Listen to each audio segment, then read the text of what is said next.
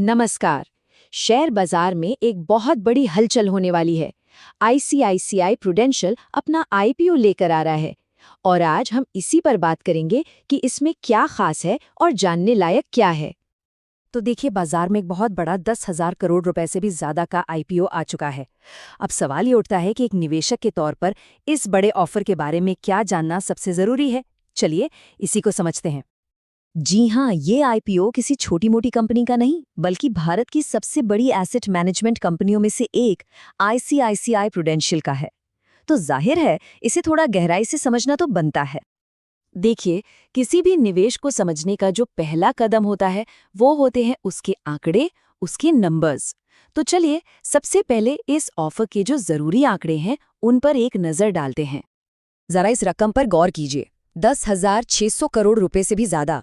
ये साइज ही अपने आप में बता रहा है कि हम किसी आम आईपीओ की नहीं, बल्कि बाजार के एक बहुत बड़े इवेंट की बात कर रहे हैं।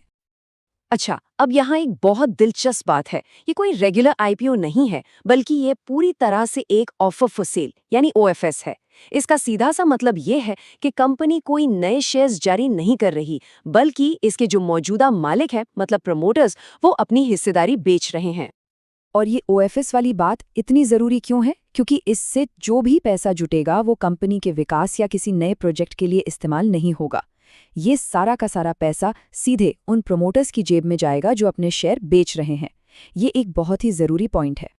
तो अगर इसमें निवेश के बारे में सोचा जा रहा है तो ये तारीखें और आंकड़े नोट कर लेने चाहिए। प्राइस बैंड है 2,061 रुपए से 2,165 रुपए प्रति शेयर के बीच। ये ऑफर 12 दिसंबर को खुलेगा और 16 दिसंबर 2025 को बंद हो जाएगा और उम्मीद है कि 19 दिसंबर तक ये शेयर बाजार में लिस्ट भी हो जाएगा। तो ये तो हो गई ऑफिशियल बातें जो कागज पर हैं, लेकिन असली कहानी तो मार्केट के मूड में छिपी होती है ना?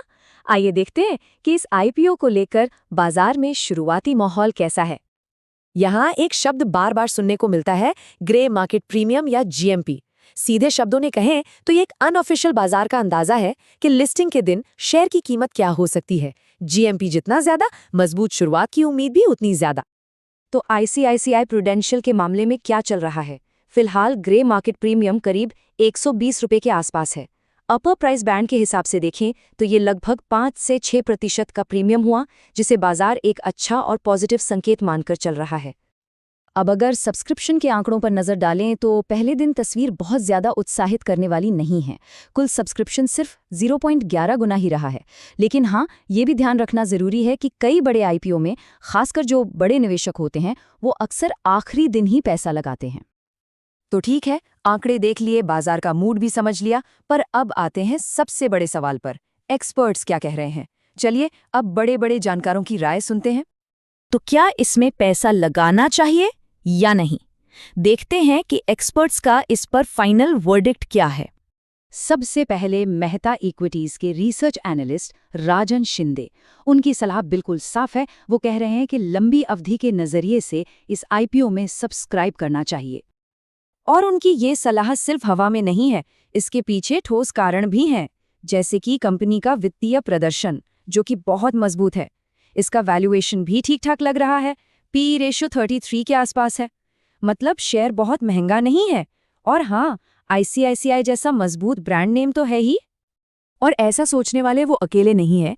आनंद राठी की भी राय बिल्कुल मिलती जुलती है। उन्होंने भी मीडियम से लॉन्ग टर्म के लिए इस आईपीओ को सब्सक्राइब करने की ही सलाह दी है। ये एक और मजबूत पॉजिटिव सिग्नल है। उनके तर्कों में भी वही बातें हैं। बाजार में कंपनी की अच्छी खासी हिस्सेदारी है, ये इंडस्ट्री की सबसे ज्यादा मुनाफा कमाने वाली कंपनियों में से एक है और अपने कॉम्पिटिटर्स के मुकाबले इसका वैल्यूएशन भी ठीक है। तो कुल मिलाकर देखें तो एक बात तो साफ है, एक्सपर्ट्स के बीच इस आईपीओ को लेकर कोई कंफ्यूजन नहीं है। ज्यादातर की राय काफी पॉजिटिव है और वो इसमें निवेश की सलाह दे रहे हैं। और ये लिस्ट सिर्फ 1-2 फर्मों तक ही नहीं है, लिस्ट काफी लंबी है।